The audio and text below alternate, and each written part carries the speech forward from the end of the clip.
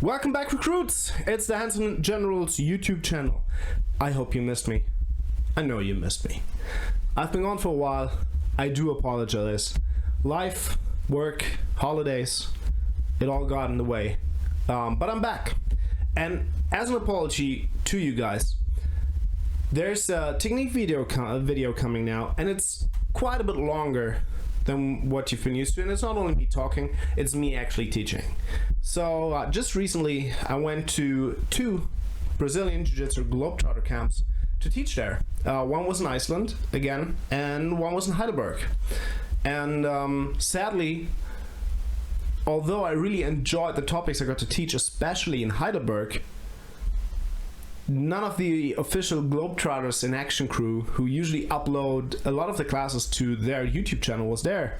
But amazingly, one of my longtime recruits, Heiko, was with me in the camp, and he's a video guy, and he had his equipment in the back of his car. So he recorded and edited the class a little bit for your enjoyment, and I'm gonna share it on this very channel for you.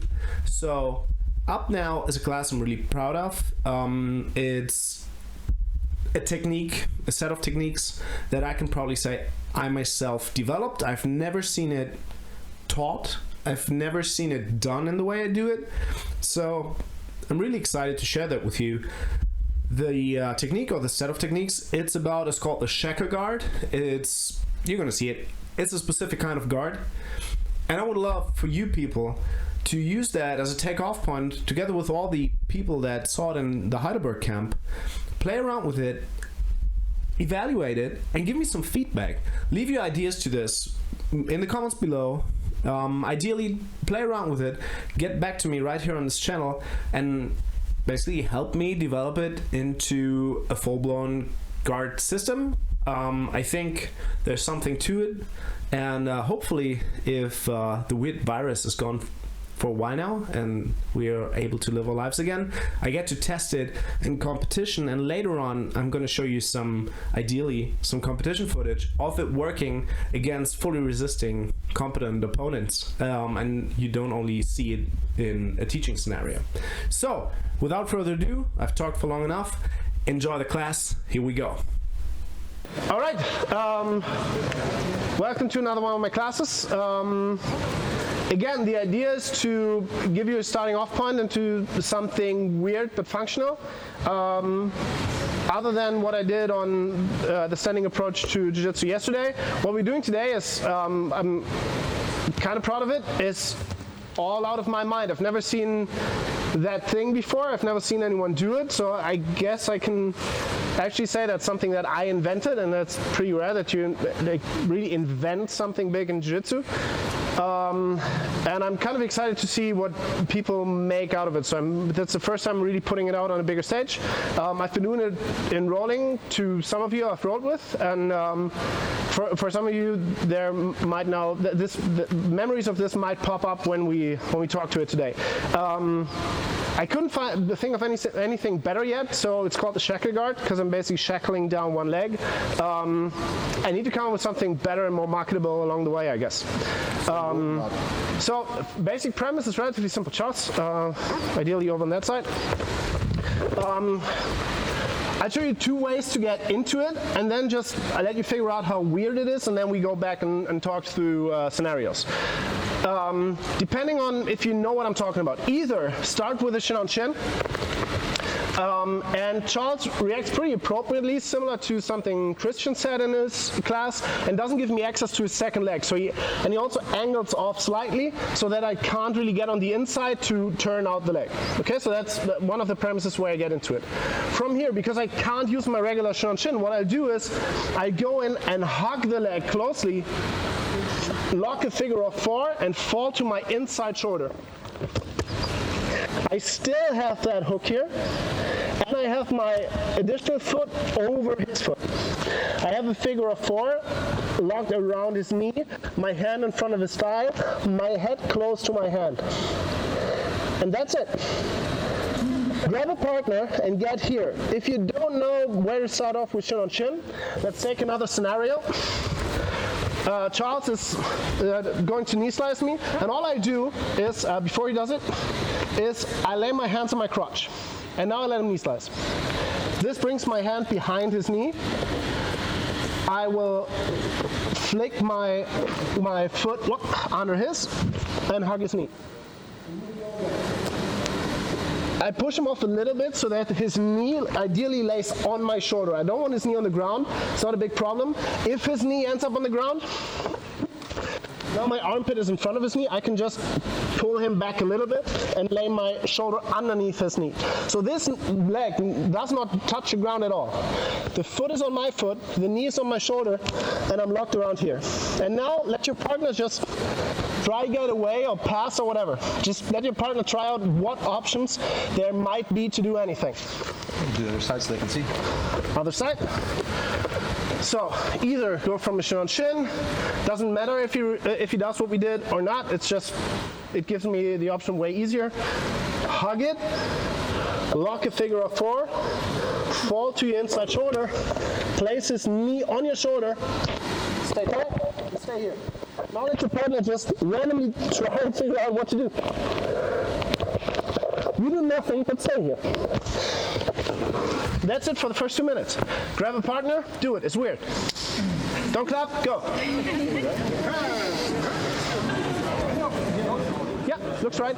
Is his knee on the ground? No. No, not yet. Not fully. So extend him a little bit away so that you lift his knee up and put your shoulder underneath his knee. So really make yourself small. Yeah. Ideally, you want his knee to rest on your shoulder right here, just right above here. Yes.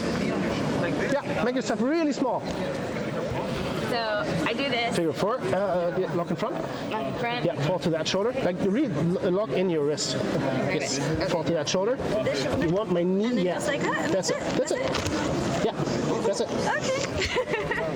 Okay. Okay, those of you who had difficulty finding into the position, like where's my foot at and whatever, like grab your partner so that we can kind of do it simultaneously. So there were couples throughout that had problems. If you have problems with that, follow me through the motion once. So those of you who made it, just watch and relax. The rest, because this is our starting off point and I need everyone to get this right. So if there was anyone who had a problem, once more, doesn't matter if he's in combat base or standing, I don't care.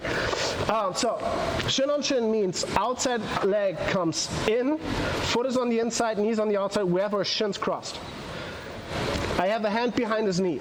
Now I get closer to the thing, close the figure of 4 on the inside, fall to my inside. I make myself into a little ball so that my inside foot is over, my outside foot is under, and I have a tight grip on the knee.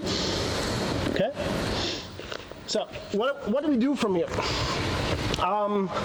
We can basically go after his reactions. So, we get there. So Charles' base is out up there. His hands are not on me. So his hands are in no good position to defend me wrestling up.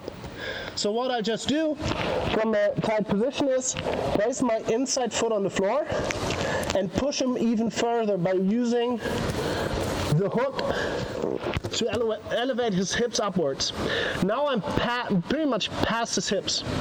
I will just keep control of the knee, reach for the hip, and I will keep my hook so that his leg is still off the ground until I have my own base, and I can come up into body locks, dog fights, whatever, wrestle him down, go for my sweep or my back tags. So wrestling up with a single leg is one of the basic go-tos. The first and easiest, or the first practice, is going straight for the hip. We're here. His hands are on the ground. I don't care if this knee's down or not. It can be up. You had it down before, I think. So put it up now. So we have both. Foot on the ground. Elevate forward. Come up behind him. Keep your hook so you don't give him an easy access into rolling leg locks and whatever, like I did in an earlier round we had. Keep this on the outside. And you come and wrestle him up and do whatever you like. That's the first wrestle up. So we don't touch the secondary leg, we go straight for the hip. Second thing we can do from here, setup is basically the same. If I have access to the second leg, I will take it. So if this leg is within reach, it doesn't matter if it's the knee or the foot, I will take it. Sometimes people give it to me to pummel it on the inside. Yeah, thank you. Okay? I just shackled both his legs together, and now we'll do the same thing just with this additional grip. And it will give me better results because he cannot base out. Once more. I'll start from standing, get into here, throw myself in there. Is there second to the access to the second leg, yes or no? That's kind of the thing. If I can easily reach it without overextending, I do. Come up behind him, do whatever you like from there. Or the option, I don't get the second leg for whatever reason, too far out. There you go. All right, two kinds of wrestle ups. Go. It cannot be on the center line because she could easily bring her knee all the way over, and you lost the battle. So you want her knee to stay like north of your center line, so there, and really put yourself on the side. South. Okay. Yeah. Now come up. What about the hand transition? Do I?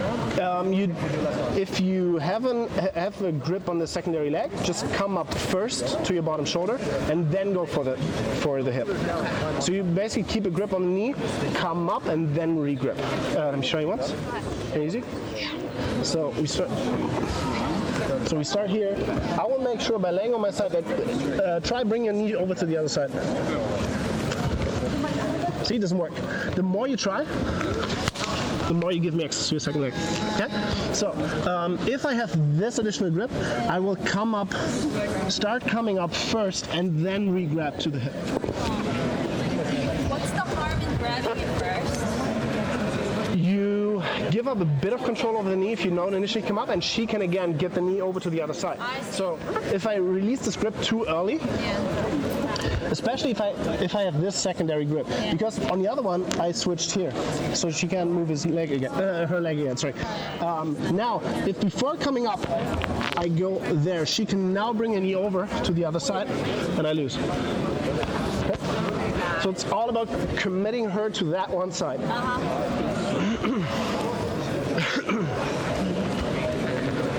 Stay on the side.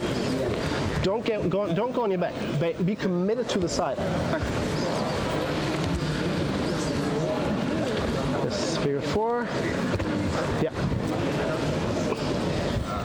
Yes. And how do you switch hands? Now you have access to the second leg. So just reach for the second leg. Underneath. Pull it towards you. Now come up. Yeah. Now reach for the hip with your second arm. Come up to the top. Yes.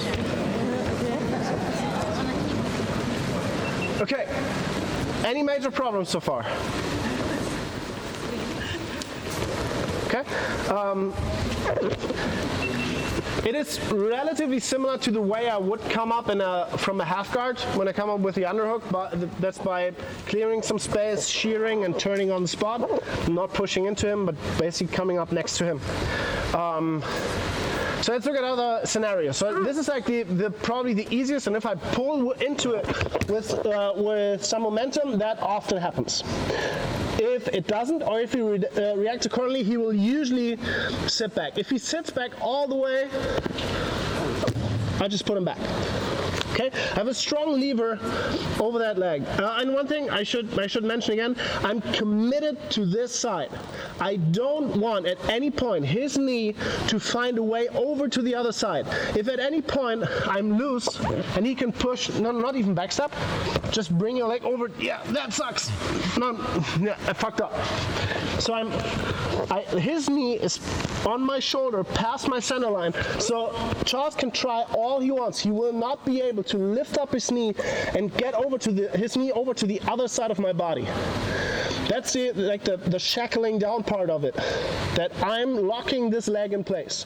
If he manages to get over there, I would lose this battle. but it's incredibly hard to do because I'm so closely attached and his foot is elevated.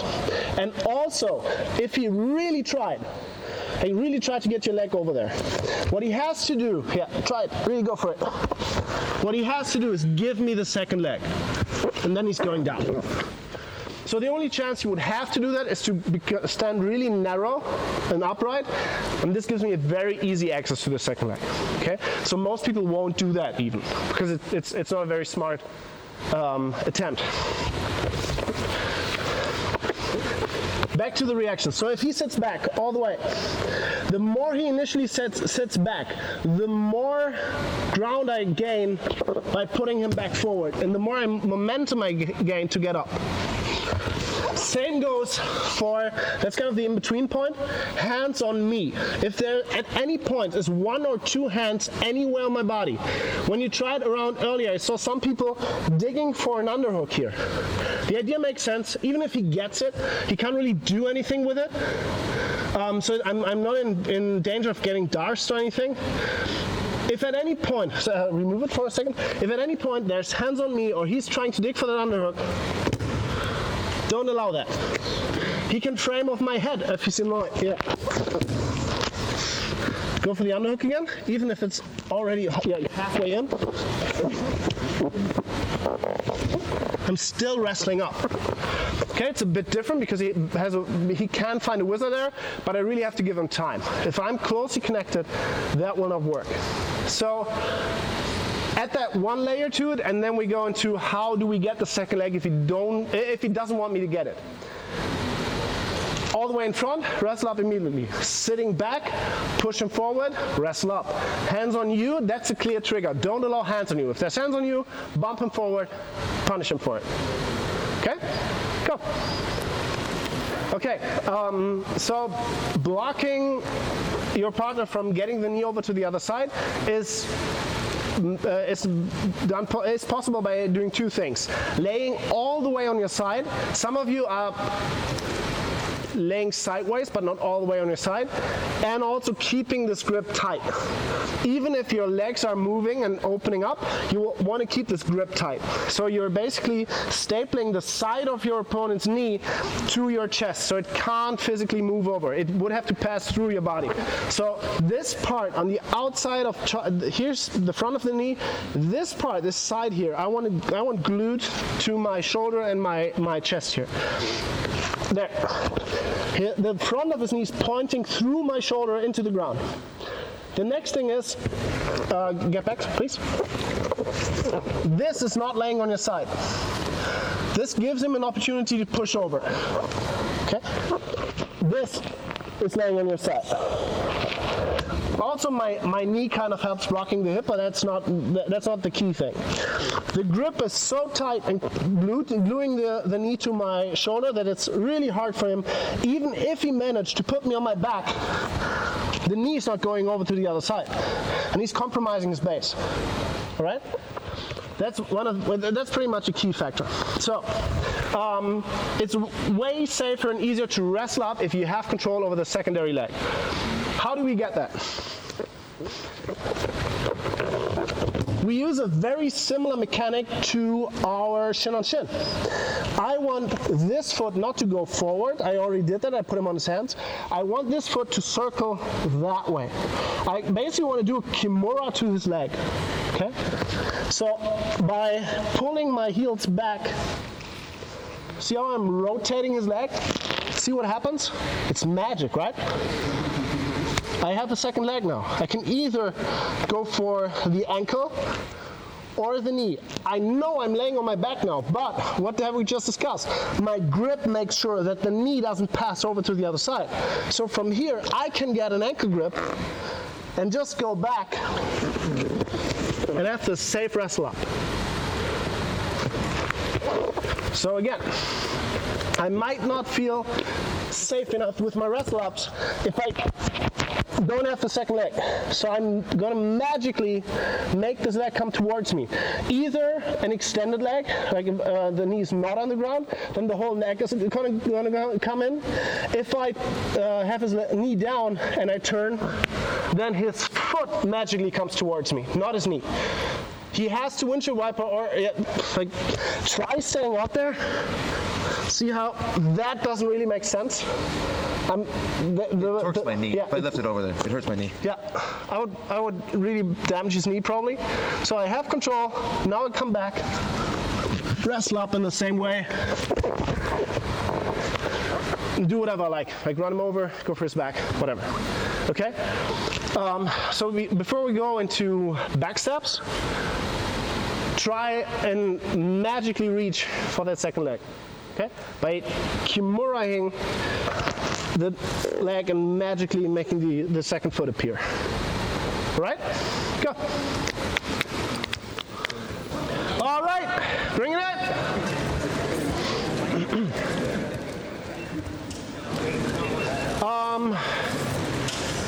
The last thing,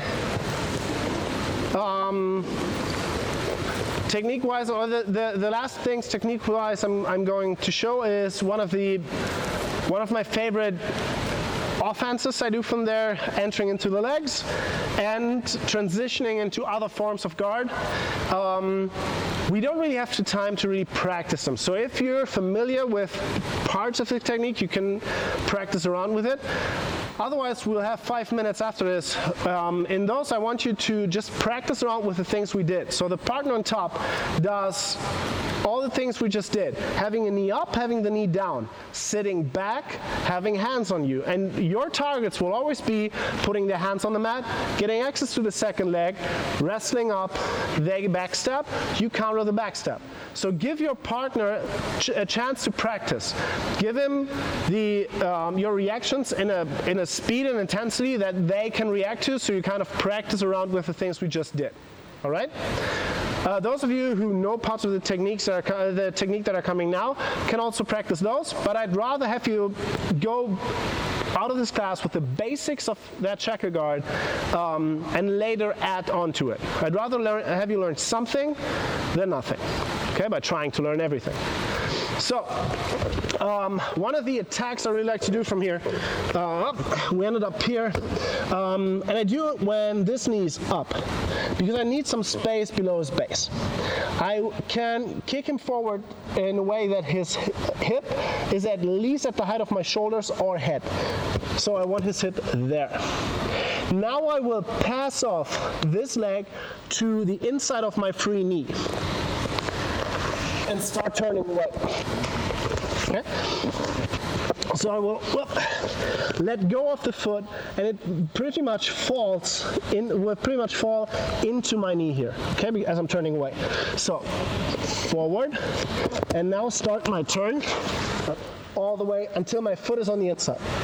Because of the tight grip I have for Charles, as long as his legs are not like 30 centimeters longer than mine, it's incredibly hard to keep his foot on the outside, because this grip is just too powerful, and I can extend, catch, end up with an under wrap that, even though I don't have control over the second leg, makes it hard for him to turn away. The things he did with Kieran, his knee is still pointing that way. That gives me a fast access to the heel, and I can fall into my inside heel. So for those of you who know inverted entries into cross inside ashi, pull forward. Even if I can do it if the knee's down, it's just easier to do if it's up. So let go, catch the leg just naturally. And from here, as you insert this foot, you catch, end up with an overwrap, and finish on the heel hook. Once more, if I make breaks in between, it looks like shit. So, once for the camera, forward. There we go. Still look like shit. Yeah, best I could do though. That's the one attack I really like to do. 2 transitions into other guards that are relatively easy. If he stays on his knee and stays really low and heavy, and I might even have a hard time pushing forward, the same extension I did to do that leg kimura thing, if I reach for the second leg while I'm doing it, I can easily go into my deep half, if that's what you're into. just a switch of attacks. So I'm extending his leg, circling around in a U shape to end up in my D path. I can do the same thing when he's up, when this knee is up. It will just not take me to D path, but rather there's a pathway into X guard. If that's what you're into. Okay?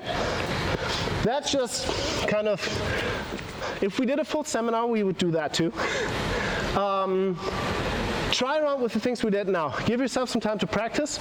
If you know inverted entries and you're into heel hooking people, mix in the heel hook attempt, or the leg entry rather. It's kind of hard to do initially because you will be used to doing it without grip probably, but it's worth giving it a shot. 3 minutes, then we take a quick picture, and I'm done for today. Yeah? The entry into X-guard. Okay, X-guard entry. His leg is up.